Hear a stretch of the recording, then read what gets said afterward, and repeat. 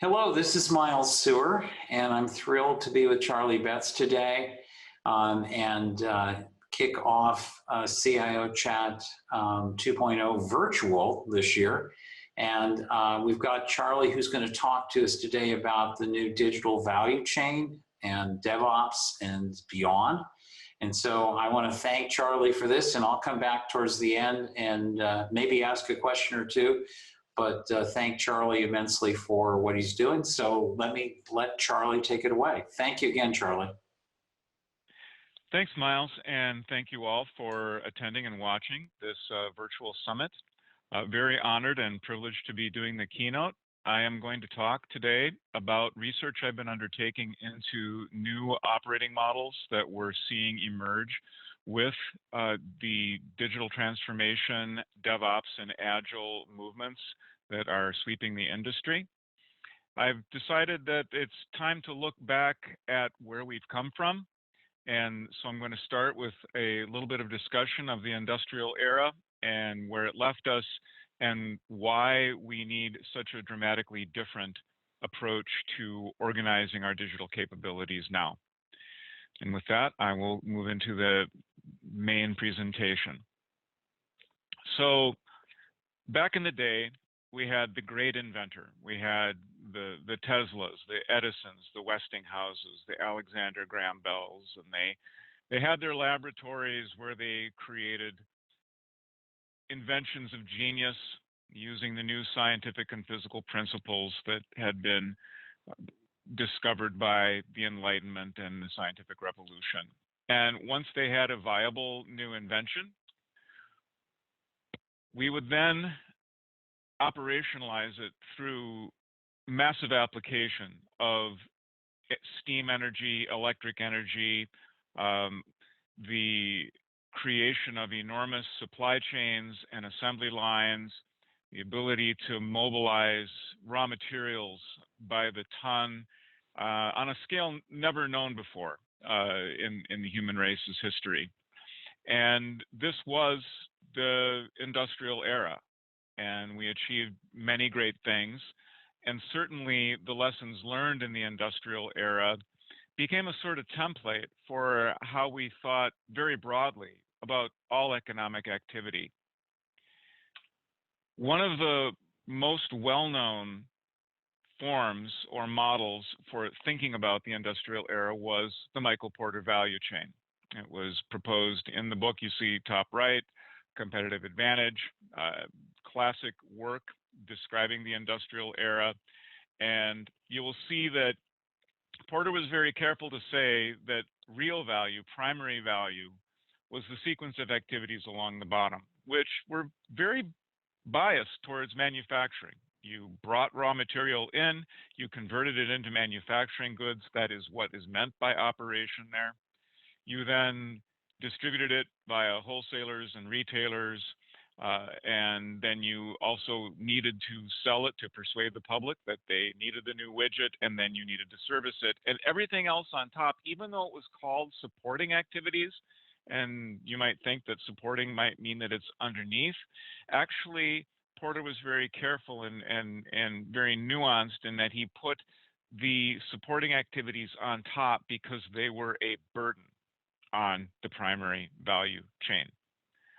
And this is how people were schooled, people were taught in MBA programs, and in some ways this became the water in which the fish were swimming. It's the old joke, you know, how's the water today? And the fish says, what's water?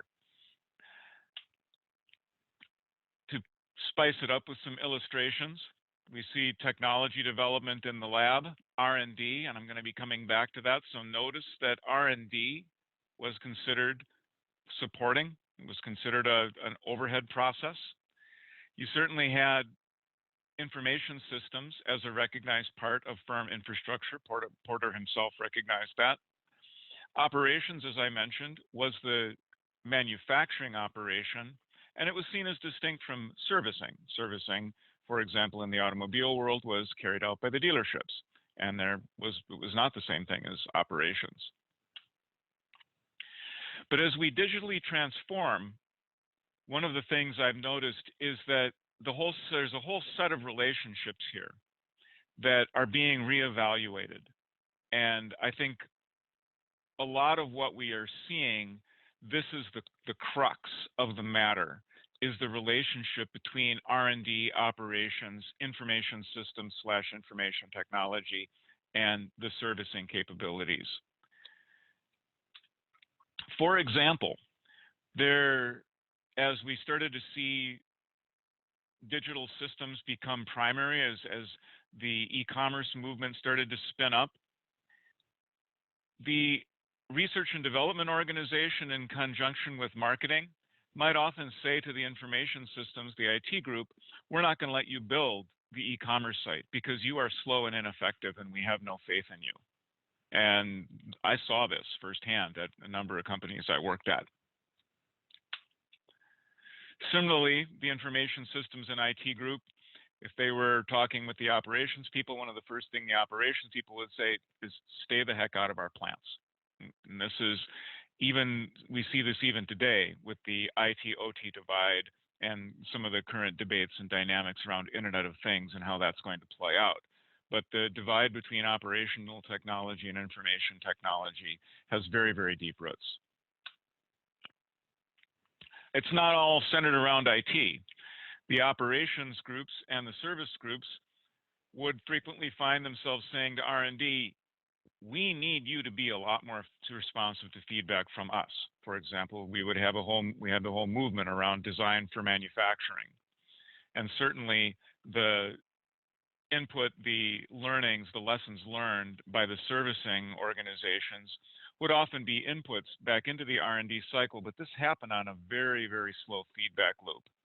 And so as the pressure to speed up that feedback loop became more and more apparent, creative people working with computers started to realize that this was an information management problem.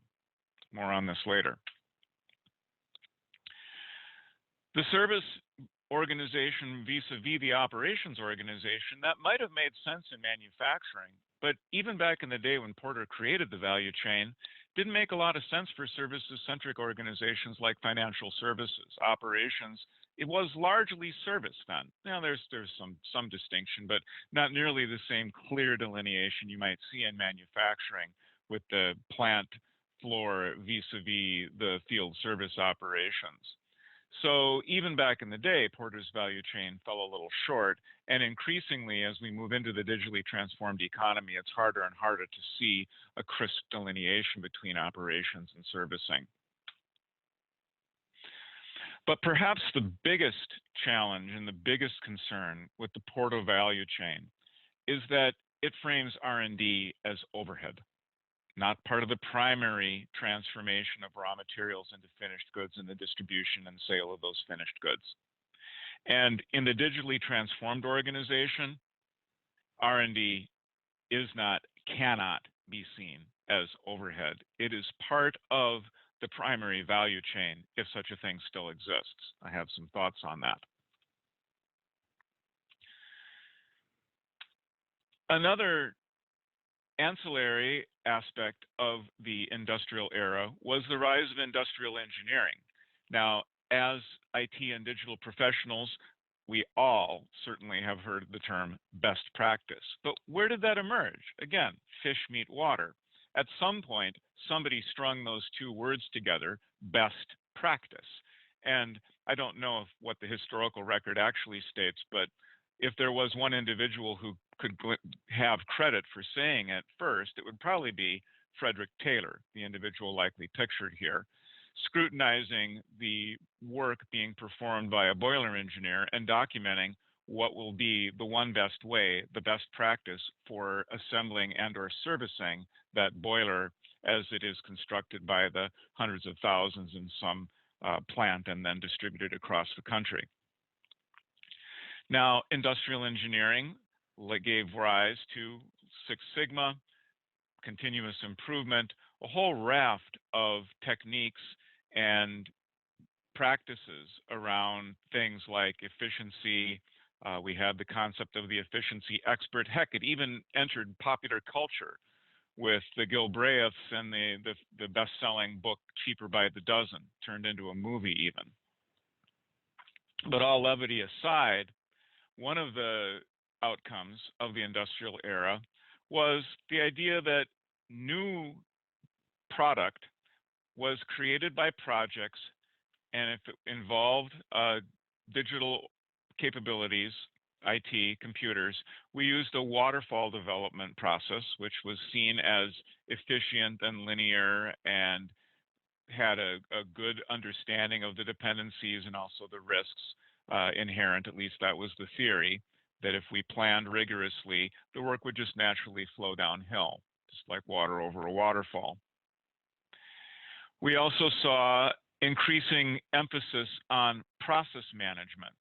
And this led to what I will call the process vicious cycle, where you would have some performance issue and the response would be to add another process. But when you add another process, you tend to decrease the overall throughput of your system, because often the process might mean an approval gate or waiting on allocation of resources from some other capability deemed to be more efficient at allocating the resources. And so your throughput decreases and people start to multitask because the work that they're working on gets blocked because you're waiting for the other person to complete their step in the process. And so performance continues to suffer. And then what is the instinctive response? Add another process. And it just cycles around. We see also the roots of the massive overburden suffered by IT staff and organizations. And hopefully many of you, most of you, have read the Phoenix Project. I was honored to be invited as one of the initial reviewers on the Phoenix Project by Gene Kim. And in the Phoenix Project, there is an engineer named Brent, who I think looks a lot like this poor fellow here. And notice that Brent, if you recall the book, Brent is accountable for his contributions to the Phoenix Project. He is assigned, hopefully 100%, according to the executive sponsors of the Phoenix Project. He should be 100% on the Phoenix Project, but he is also being called on for service support, as well as work that is bigger than a ticket and smaller than a project. And all of this leads to overburden, multitasking, and poor execution, which is really what the Phoenix Project is all about.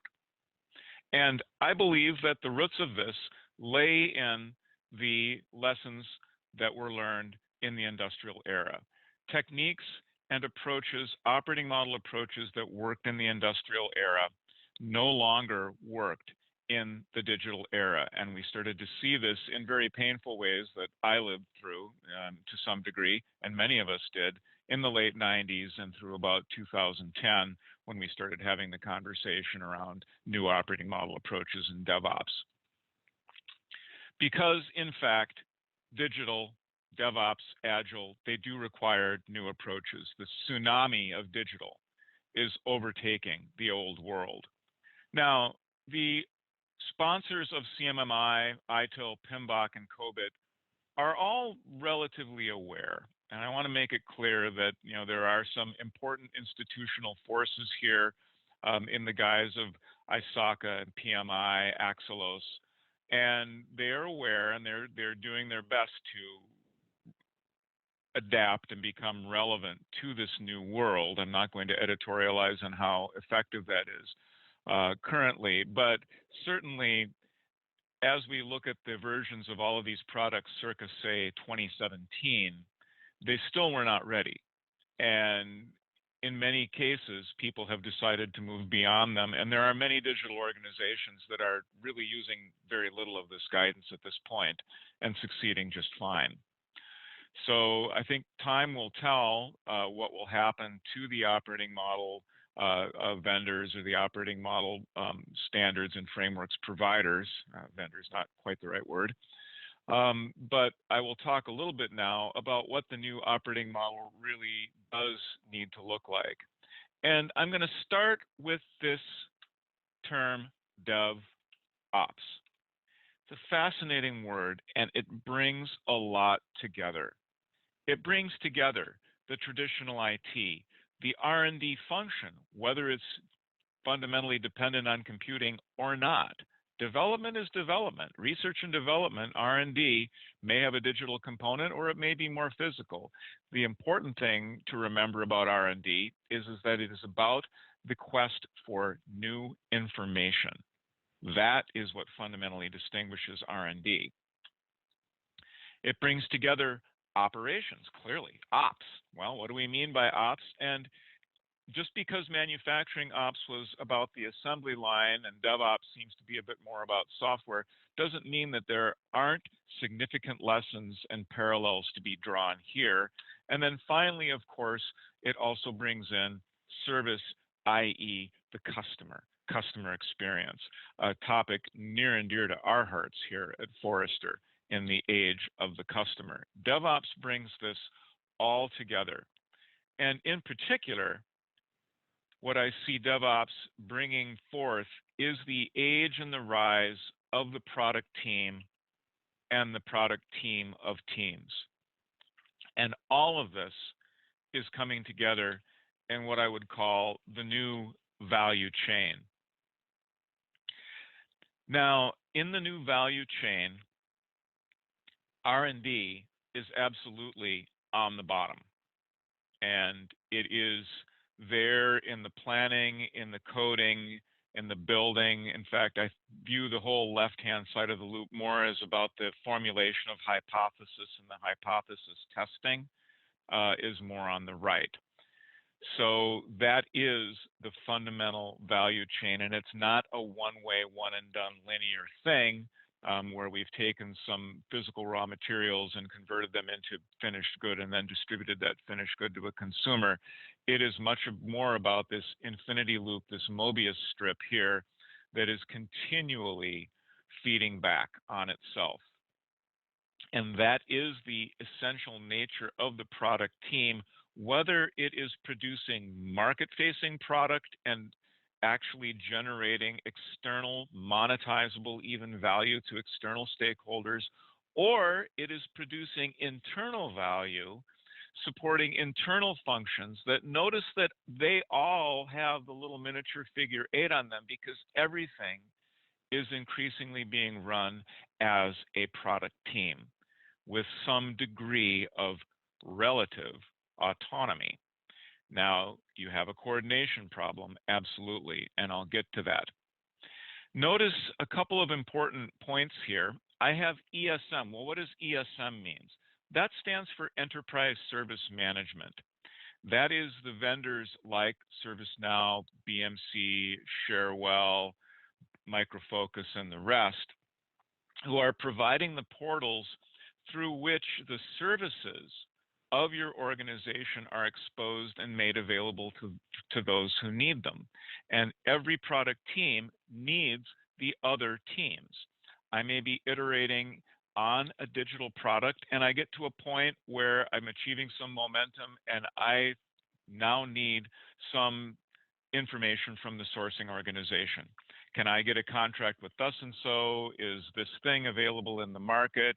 What's our current point of view on cloud provider A versus cloud provider B? I may need to requisition headcount. I certainly need to keep finance apprised, perhaps ask for additional funding. I may need contracts reviewed by legal. But the demand for these kinds of services is variable. It's intermittent. There is no master process that tells us when a given product team will need any of this support. The best we can do is automate and enable the product teams to find the resources and services they need with minimal friction. And in that sense, the Enterprise Service Management portal serves as a form of logical discovery and routing.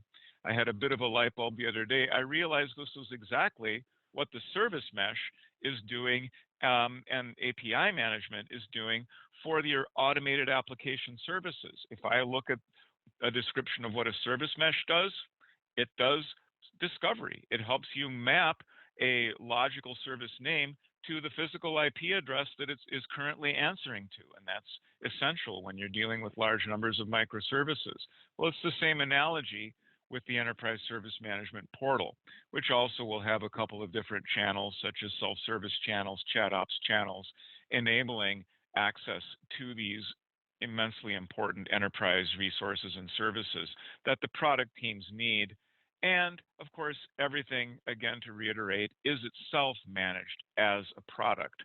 So it's a bit of a paradox here, a bit of a meta construct in that everything is a product, and we use product management thinking itself to manage the product management lifecycle and eventually deliver that all-important value to the customer.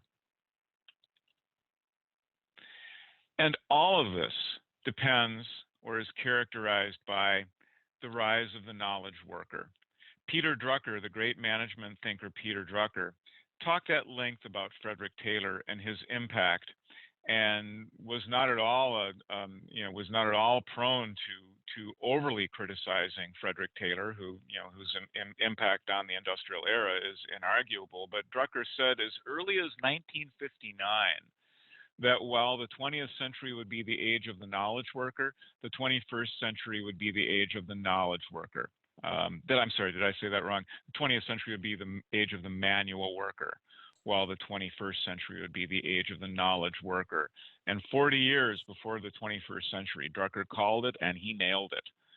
And what does the knowledge worker need? Drucker also nailed it here. He said that the knowledge worker needs autonomy. The knowledge worker needs to be told what needs to be done and then allowed to figure out how it is to be done. And this means you no longer have the efficiency expert sitting there with their clipboard taking notes and then defining the one best way. That doesn't work for the knowledge worker. It never has, and it never will. And as a result, we will see that the product team composed of the knowledge worker becomes the primary operating model basis. This is absolutely a trend we're observing, a prediction we're making. Project teams, PMOs, are in decline. And this is happening not only in business-facing or market-facing digital organizations, it's happening across companies, including traditional IT infrastructure and operations organizations. I've written a report on that. Product teams are characterized by softer dynamics and need for softer skills, emotional intelligence, psychological safety. Google showed that psychological safety was one of the most important success factors for the high-performing product teams that they have at Google. Project Aristotle, I recommend it if you haven't heard of it yet. Another trend that we're seeing is that the stage-gated operating models based on plan, build, run are coming to an end. COBIT, for example, and its ISO equivalent, ISO 38500, are still based on a plan, build, run frame. And yet, increasingly, companies are sending us here at Forrester policy frameworks and saying, we need to update this for the new digital era. And I will go through. And what I see is time and time again, I see evidence of plan, build, run thinking and waterfall thinking. Even if it's not stated specifically in those words, you still see a lot of assumptions that we're going to create this thing and then we're going to take a breath and there's going to be a big pause while QA comes in and scrutinizes it with suitably rigorous checklists, and then it can move on into production. And that simply is not an effective approach anymore. And so we're seeing increasingly a desire amongst our clients for new ways of thinking. I will propose to you that rather than thinking in terms of planning and then building and then running, a more effective operating model thought progression is to think about scale, think about an organization scaling, think about the journey of a startup from startup to enterprise as it goes through various state transitions, or think about the journey of an individual from individual contributor to team to group manager to executive. We see at the individual level that things are very pragmatic. How are we building stuff? What tools are we using? What does our tool chain look like? But at a team level, it becomes more about collaboration. How do we work together at close quarters? And then as we scale to multiple teams, we go through the process of organizational mitosis, We split from one team into many, which is a fascinating moment. We still have a coordination problem. And this is where some of my friends in the agile community, I think, still have some work to do, because there will always be a coordination problem. We've not solved it well at some times in the past. We've made certain unwarranted assumptions, and yet we still have hard questions about how do we allocate resource and how do we bridge space and time and culture and get the right information to the right people at the right time. And then finally, at the institutional level is not just about a big team of teams to the nth degree. It is about governance and surviving the long timeline in the face of structural, impersonal structural forces, shareholders, stakeholders, governance, risk, compliance, adversaries, contracting. Just the simple question of what do we even mean over time? And certainly, what are the long-term expensive to change investments we're making in our technology portfolio? This is where we see architecture coming in. But I urge all of you, as you consider your organization and how it is scaling, to scrutinize where this magnifying glass is centered on this boundary between the team of teams and the team. Because the sad thing is, in so many organizations, this is where things break down. We start to put in overly burdensome coordination and governance processes, and we degrade that all-important team cohesion and the ability of the team to create the next generation of customer delighting value. I will say it here, I've said it before, I'll say it again here for the record. The high-performing cross-functional product team is probably the single most important economic unit of the 21st century. It is the economic unit of knowledge work. Protect it, nurture it, nourish it, and sustain it. And in doing that, we are already seeing, and we're going to continue to see, a groundswell of interest in new, flatter, more collaborative organizational models, such as holacracy and teal. I like promise theory. It's a little bit more out there on the leading edge side.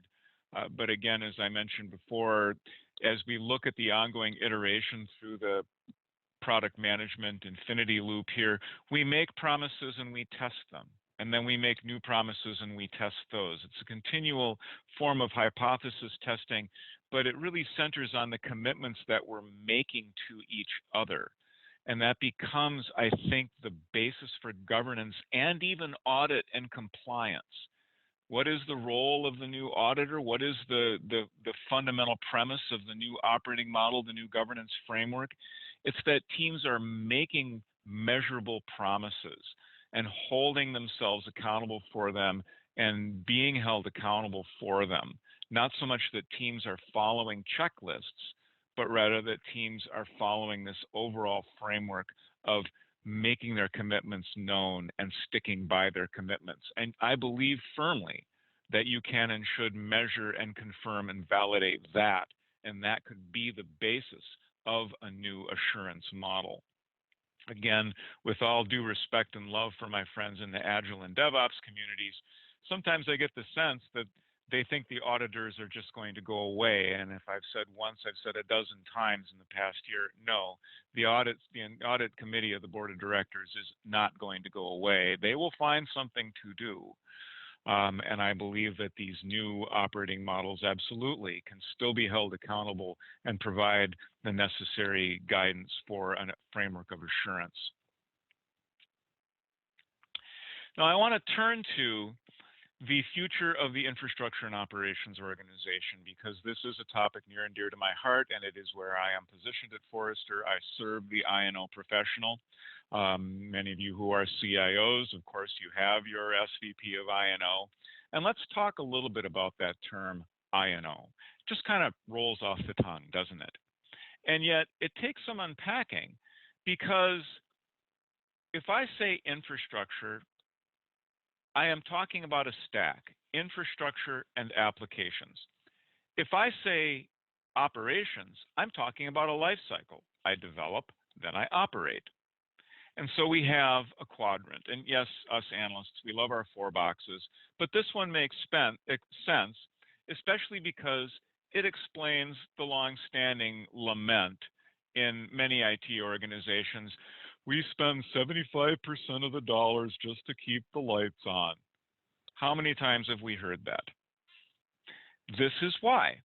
Now, I think it's sometimes a little unfair to say it was all just keep the lights on, because a big chunk of that might have been infrastructure engineering, which was not really keeping the lights on. It was developing at the platform level.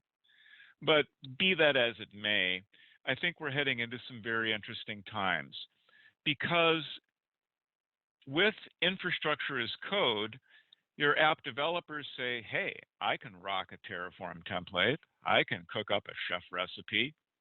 And the cloud providers, the mega cloud hyperscalers say, why, yes, you certainly can. And we are more than happy to encourage you and support you in that desire. And so what happens to those I&O infrastructure engineers who spent their days designing clusters and provisioning VMs and bare metal servers and deciding what flavor of server we're going to buy next?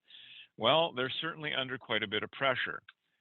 And then we also see on the left to right, look what I did there. It's no longer application development. It's digital product management. And you have product teams that are moving into a build run mode where they're taking not just tier 3, maybe they always had tier 3, but they're taking over large segments of tier 2. And with automation and self-service pressuring from the other side, we see, again, a narrowing of the need for the traditional infrastructure and operations organization. And while at Forrester, we don't think that the enterprise service desk or NOC ever completely goes away, and we've seen people try it and it doesn't end well, we do see these pressures. Ultimately, I think that the I&O organization becomes a slimmed down platform organization. And I will illustrate what that looks like on the next slide here. Now, we still have a stack top to bottom. We see feature teams that are building features that are grouped into value streams. We see an overall concept of governance and value stream management. And at the bottom layer, we still see a platform team that is the next generation I&O, but these are not ticket takers.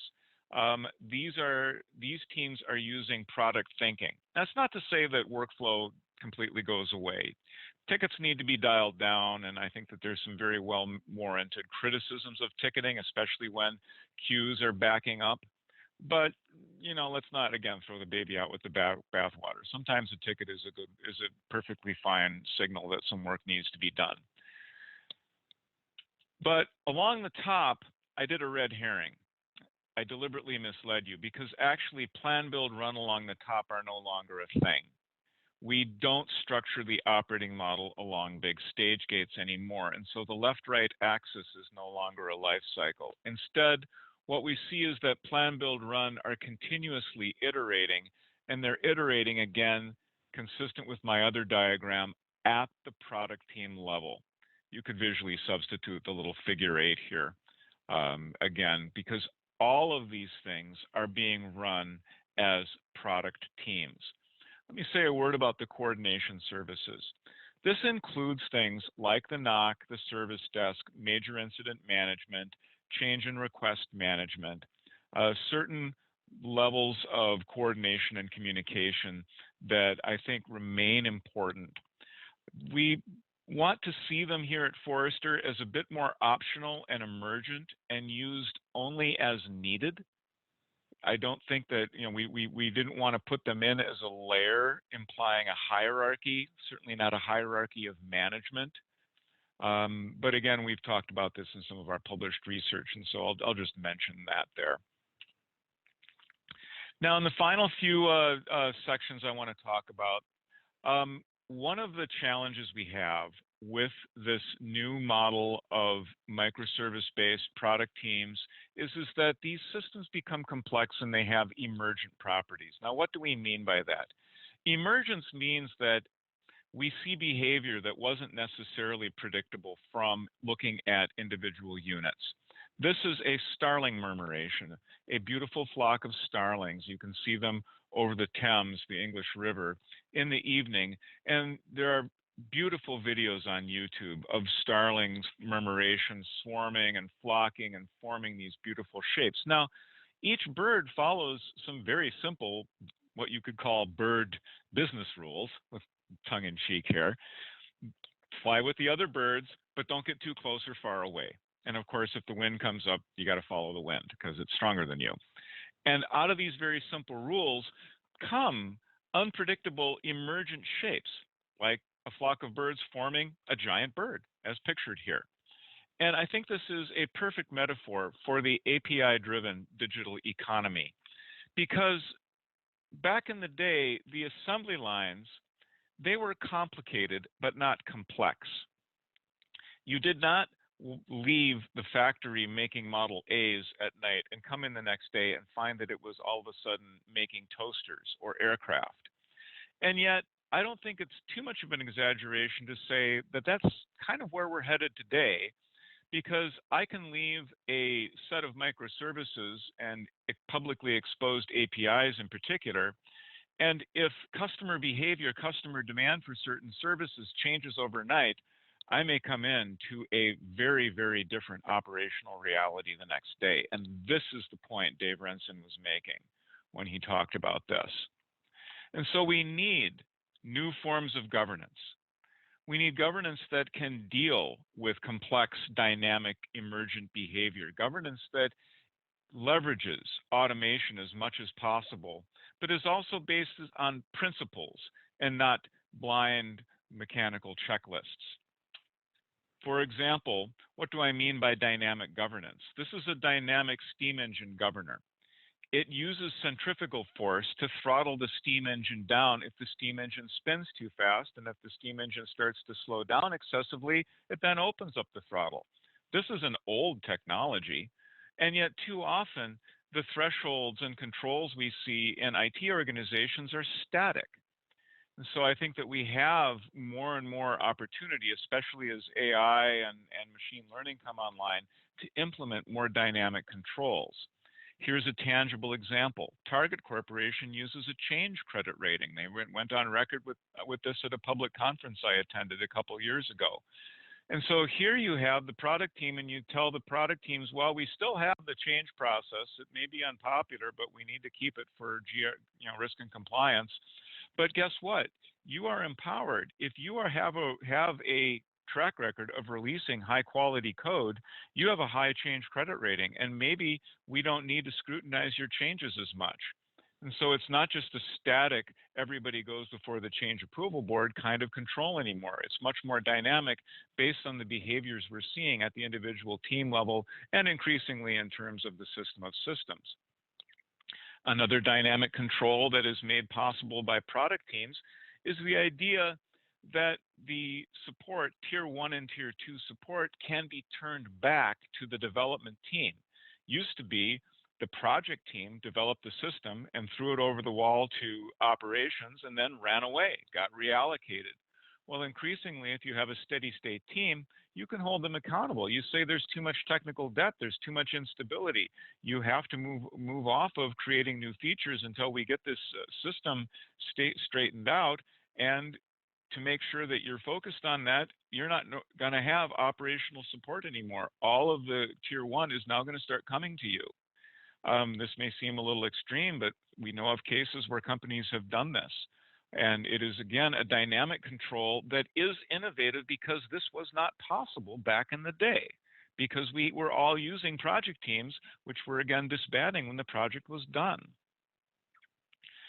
I want to turn to a bit of a new trend here, and this is one that causes me to lose a little bit of sleep. This is what we call the automation paradox. Now, I don't have time to go into this in great depth, but as we see release cycles speed up and DevOps organizations become more effective, a couple conversations I've had recently have kind of got me thinking. Used to be organizations had well-formed knowledge management practices, and they would if they had a recurring incident, they would call it a problem. The problem might be termed a known error. Those of you with a background in ITIL know that I'm talking ITIL terminology. You'd create associated knowledge, and then you would train the service desk, and yay, first call resolution until the bug got fixed. But I've talked to companies that have said, look, this used to work great, but last few knowledge articles, we got them through their QA process. The DevOps team fixed the bug, and the knowledge articles creating them was a waste. Now, I just encourage you to play that out to the end game. Are we headed towards a world where any given issue or incident or defect might be 0 day because we fix it so quickly we have no ability to train our help desk staff in recurring issues? And by the way, the recurring incident, the recurring repeated known error was the economic basis of the big call centers in Bangalore and Manila. TCS and Wipro are certainly understanding that this is coming. So more could be said there, but we're running low on time.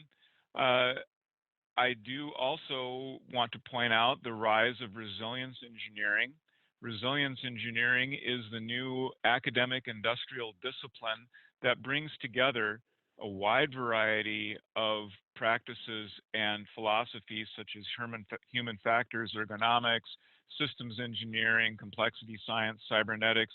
This is all of the body of knowledge that is needed by economic sectors such as public safety, aviation, transportation, and so on and so forth, which is to back up why I have pictures of the Deepwater Horizon exploding in the background there, and some images from human factors and ergonomics coupled with the National Transportation Safety Board. And on the bottom right, you have Rear Admiral Mary Landry and Interior Secretary Janet Napolitano coordinating the response for the Deepwater Horizon. This is really serious stuff, and as we get more and more dependent on our digital systems, I encourage all of you to start looking at resilience engineering. It's ultimately, I think, where chaos engineering and site reliability engineering will start to align, but there's a lot more depth here, and there's actual academic programs that are starting to spin up on this topic. One big question I have is where are we going to get people trained in this? It's more and more necessary, and they're not going to come out of the computer science departments. So ultimately, as we see these complex systems, we see that operations is product discovery. We see that when behavior emerges from systems that we thought we knew well, and all of a sudden we don't know them that well, we've discovered, we have to understand that the feedback loop back from operations into product development, into R&D, the need for that to be a broad, deep, and fast feedback channel has never been greater. Because ultimately, again, operations is product discovery. And it's because of this that we made one of our major predictions last year, that chaos engineering will become a recognized control strategy for digital system resilience. Those of you who aren't familiar with chaos engineering, it's the practices that emerged at Netflix of deliberately injecting failure into production environments, which may sound crazy, and I think that we need to do this very cautiously, depending on the workload and depending on the sector. But ultimately, with complex microservices-based digital fabrics, how much confidence do you have in the quality assurance that you are performing in pre-production environments? They simply don't replicate production with sufficient fidelity. And this is increasingly a risk, and increasingly a risk that I think will be recognized at the board level, which is why I am specifically calling it a control strategy.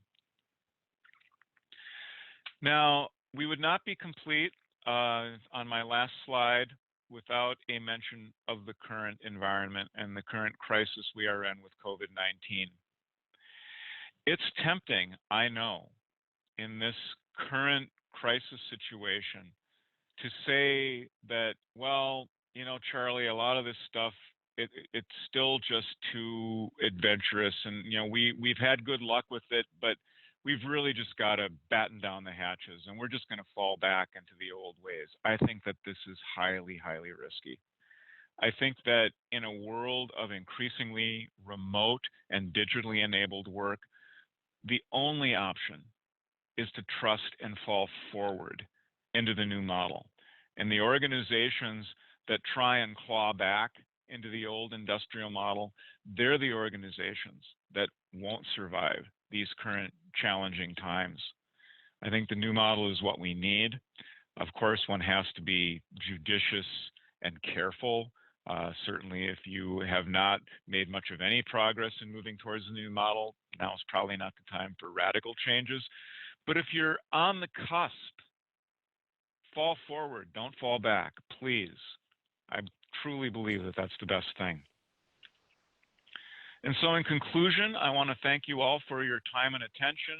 I want to thank Miles for all of his work with CIO Chat, and I will turn it back to you for any further discussions, questions, comments, or conclusion. No, it's interesting. I ran a CIO chat this weekend, and one of the things the CIOs were effectively talking about is this is a kind of a permanent change moment, that they're going to have to make some significant changes. And a lot of them were happy that they had, done remote, work tools and things like that over the last couple of years, but they never intended them to be at this scale. So it is a permanent change moment. I do have one question for you, because you talked about this cross-functional team. And I'm wondering, are those folks enterprise architects? What's their background and pedigree when you think about cross-functional teams? Well, when I think about a cross-functional team in general, the classic model is to bring together the business analysts, the software developers, and the testers into a Scrum team. That was the initial kind of impetus, and we've all seen that. And then there started to be the conversation about, well, what about the release engineers? What about the infrastructure engineers? And the enterprise architects, that goes a couple different ways. In the scaling model, I believe that there is still a need for coordination mechanisms such as enterprise architecture, and this would be a more detailed, in-depth discussion. The numbers don't work. I mean, people, they go through a simple thought experiment, and they say things like, well, I can't put an enterprise architect on every product team any more than I could put a network engineer or even a security engineer on every product team. And this is where we need T-shaped professionals and sensible, lightweight alignment mechanisms. And these are where the most interesting conversations are happening in the more thoughtful and non-dogmatic agile folks is, well, how do we achieve those alignment mechanisms so that we aren't wasting money needlessly buying or, heaven forbid, building redundant capabilities because nobody's tracking an overall portfolio. And so we built the same thing 3 times. At some point, the CFO gets wind of it and says, look, we need some way of not engaging in that kind of waste.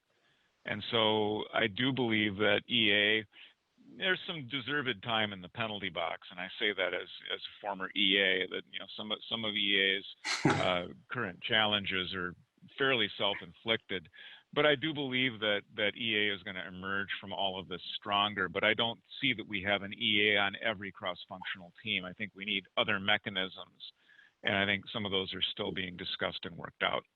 Kind of like what Jeannie Ross talks about in terms of accountability frameworks, where you define certain things so they stay within the box rather than getting out of the box.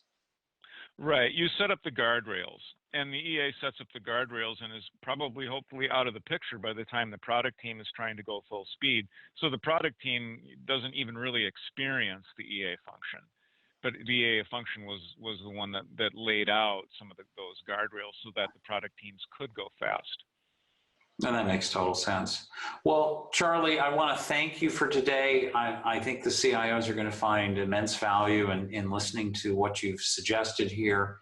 And hopefully next year we can be live and in person. But again, I'm thrilled that we were able to give them this background. And thank you. You're welcome. My pleasure.